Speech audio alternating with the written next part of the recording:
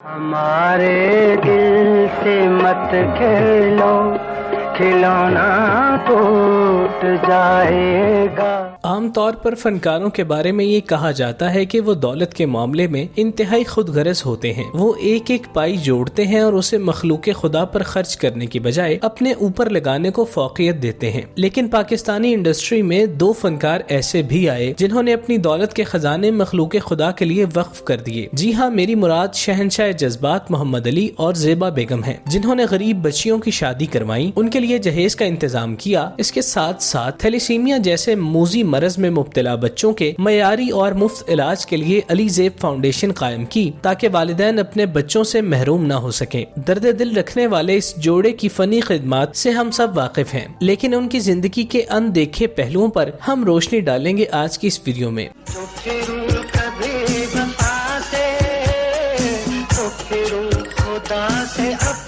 میرے پیار کے نشانے یہ سنگار شہنشاہ جذبات کا خطاب پانے والے محمد علی نے کئی دہائیوں تک سکرین پر راج کیا۔ انہیں اپنے فن کی بدولت بھارت میں بھی کام کرنے کا موقع ملا۔ ان کے مداحوں میں دلیپ کمار جیسے بڑے بڑے نام شامل تھے۔ 3 سے زائد فلمیں کرنے والے محمد علی کو اللہ نے چھپڑ پھاڑ کر دولت اور شہرت عطا کی، جس کے باعث وہ اپنے دور کے امیر کبیر اداکار شمار ہوتے تھے۔ عام طور پر انڈسٹری میں کامیاب ہونے والے اداکار دولت آنے پر پراپرٹی خریدتے ہیں، قیمتی گاڑیوں میں گھومتے ہیں، دیدہ زیب لباس کو پہناوے میں شامل کرتے ہیں، لیکن محمد علی اپنی ذات میں ایک درویش صفت تھے جنہوں نے ایسا کچھ نہیں کیا۔ انہوں نے اپنی حاصل شدہ آمدنی سے صرف فردوس مارکیٹ کے قریب قیمتی گھر بنایا اور مرتے دم تک وہیں رہے۔ ان کا طرز زندگی انتہائی سادہ رہا، وہ دکھاوے کو سخت ناپسند کرتے تھے۔ انڈسٹری کے سپر سٹار محمد علی اپنی حاصل شدہ دولت کو اپنے اوپر استعمال کرنے کی بجائے کہاں لگاتے تھے، یہ ان کی زندگی کا وہ پہلو ہے جسے انہوں نے دنیا سے چھپا کر رکھا کہ کہیں ظاہر کرنے پر ریاکاری کا عنصر شامل نہ ہو جائے اور نیکی کی جو پوٹلی انہوں نے بھری ہے اس میں چھید ہونے کے باعث نیکیاں ضائع نہ ہو جائیں۔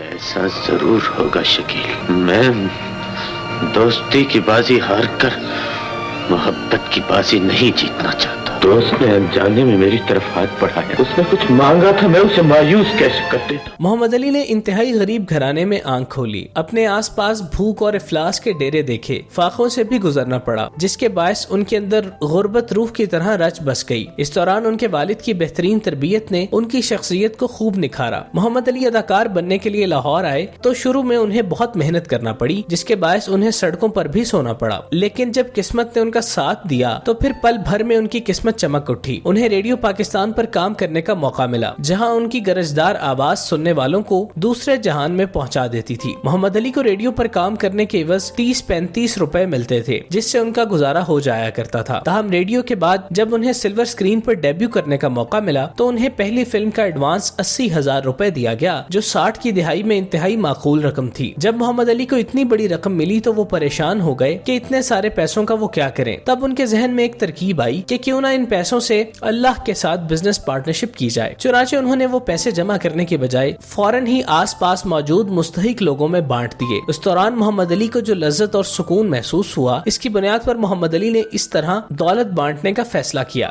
جس پر اللہ نے ان پر دولت نچھاور کرنا شروع کر دی۔ ایک دفعہ ایک ضرورت مند محمد علی کے پاس آیا اور ان سے 50,000 روپے ادھار مانگے، جس پر محمد علی گھر کے اندر گئے اور پیسے لے آئے، مگر انہوں نے پیسے دینے سے پہلے اس شخص سے کہا کہ مجھے 3 روپے دو۔ وہ شخص بہت حیران ہوا اور اس نے جیب سے 3 روپے لا کر دے دیے، جس پر محمد علی نے اس شخص کو پیسے دیے اور کہا کہ جب تمہارے پاس پیسے ہوں گے تب مجھے لوٹا دینا، جلدی والی کوئی بات نہیں۔ کچھ ماہ بعد وہ شخص محمد علی کا ادھار لوٹانے واپس آیا۔ اس نے اپنی بے چینی دور کرنے کے لیے محمد علی سے پوچھا کہ اس دن آپ نے مجھ سے 3 روپے کیوں لیے تھے، جس پر محمد علی نے کہا کہ جب میں اداکار بننے کے لیے لاہور آیا تھا تو میں نے میانی صاحب قبرستان کے پاس ٹائروں والی دکان پر کام کیا تھا۔ ایک بار تم دکان پر آئے تھے تو میں نے تمہارا کام کیا تھا، لیکن تم نے میری مزدوری جو 3 روپے تھی اس سے مجھے محروم رکھا تھا۔ جب اس دن تم آئے تو میں نے تم سے اپنی مزدوری لی تھی۔ وہ پیار ہے جس میں کسی کو پانے یا کسی کو حاصل کرنے کی کوئی تمنا نہیں ہوتی۔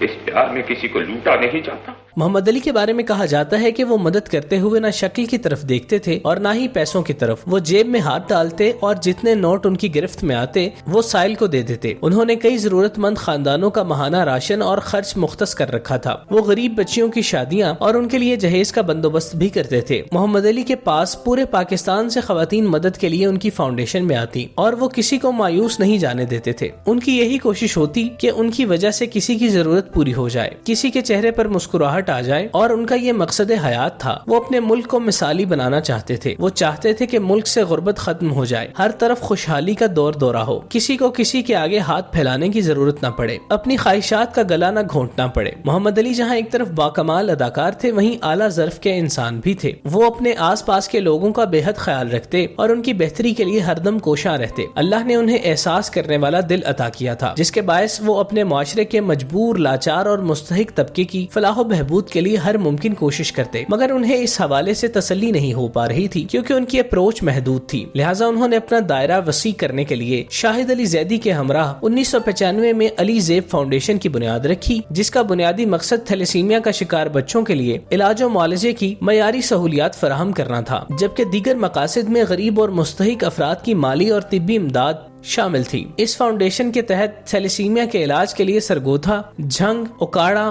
گجرانوالہ اور ساہیوال میں ہسپتال بنائے گئے. اس فاؤنڈیشن کا ہیڈ آفس فیصل آباد میں تھا جہاں سے تمام تر معاملات کو دیکھا جاتا تھا. نے بخشی ہے ہم کو نئی زندگی, ورنہ دنیا میں کوئی ہمارا نہ تھا, تھی اندھیروں.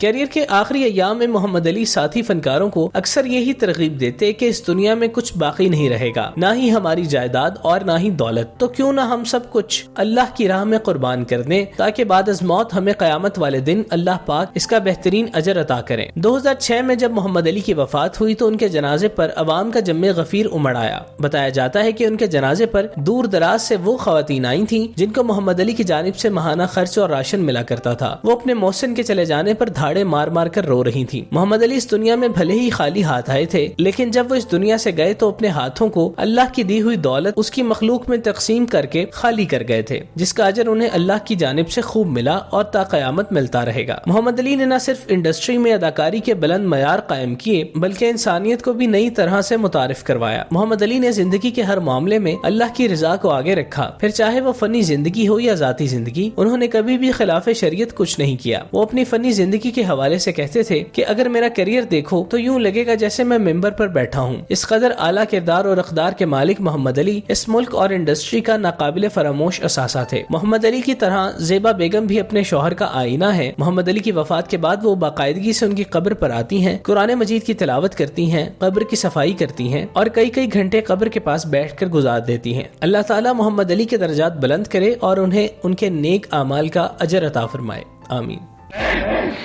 انصاف اور قانون کو پکار رہا ہوں, انصاف اور قانون میری آواز کیوں نہیں سنتے؟